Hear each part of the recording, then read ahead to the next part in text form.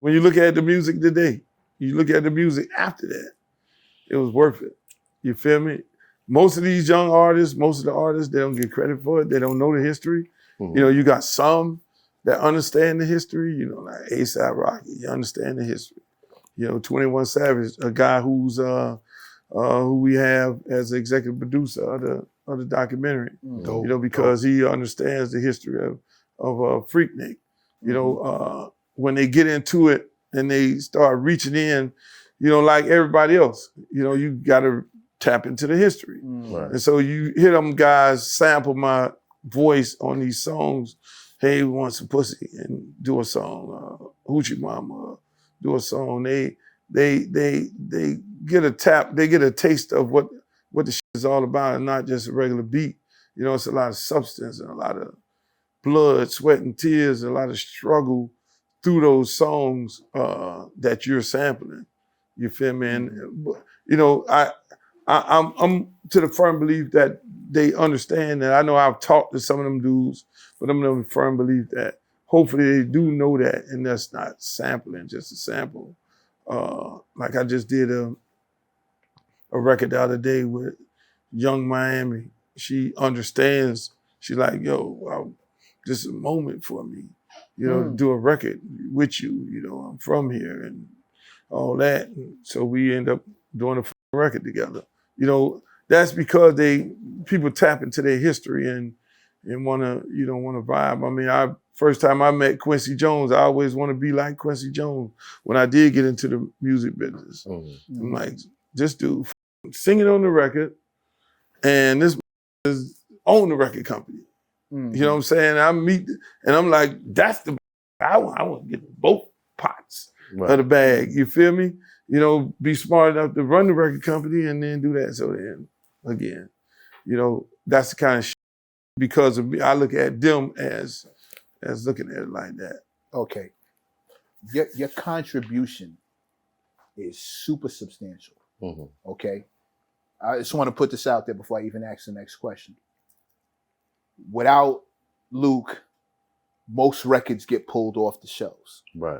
Especially in the female genre, not even to hate on y'all, but anybody talking about on their songs. That's you would have case law. Yeah, they automatically, which means they're probably not getting signed because the label's not going to sign. They're not going to sign, exactly. So that whole thing gets wiped out. TikTok, Instagram, Facebook, YouTube, all the parody records that happen.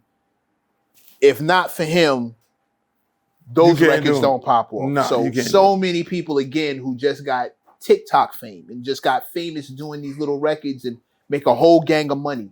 None of that happens without him, right?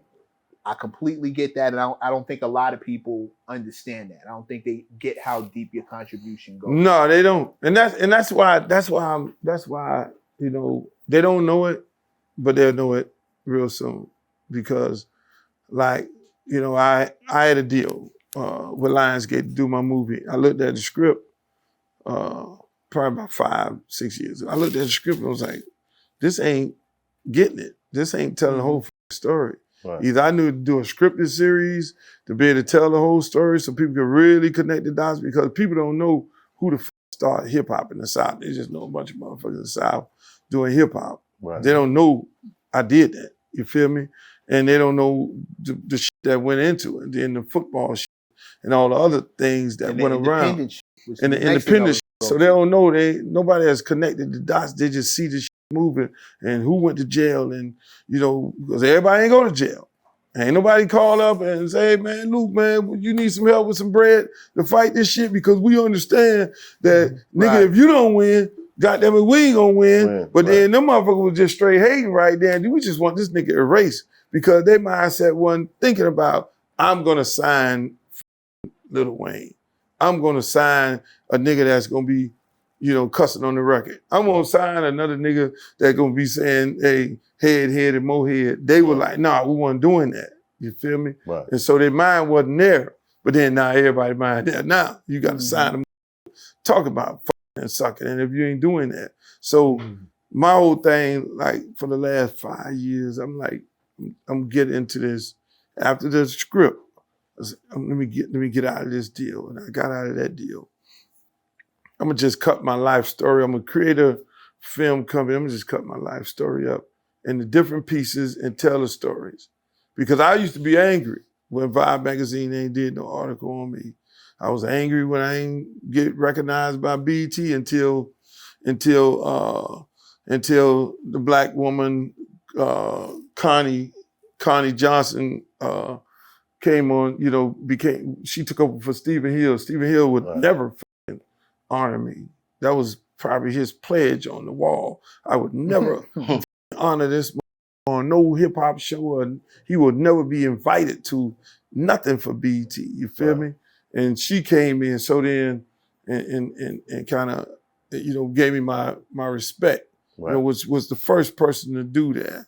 And I really appreciate that from her. But I look at it and say, that's fine.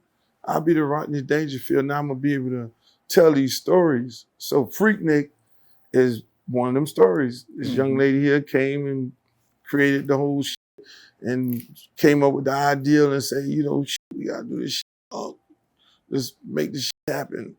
And then we build it up. Now it's probably arguably one of the most talked about, anticipated documentaries in years. Salute to you. Salute to you. Exposing all those aunties. Yeah. My brother. Yeah. Brother. Exposing all the motherfuckers. Gonna fuck up them households left and right. Yeah. Dad coming in, put the briefcase down, his wife sitting there like, nigga, we need to talk. Yeah, nigga, you up there talking about you the pastor. You up there doing this shit on the Wow. Hey, Aunt Betty. Damn, Is that you? Are there any notable people in that footage? There's a lot of them. Damn. She said she know. Damn. Hey, listen. Not the footage. I mean, we have notable people interviewing. Right. Like, of course, Cee-Lo Green, Killer Mike, all of those types of Right. It's out to the guys. And all of them was there. Yeah, and all of them was Yeah, it's some people in there. Somebody. It's somebody is somebody. hey, so you know what I'm saying? Hey, You get a kick out of this shit. You heard Hoffa? no, I'm having a ball.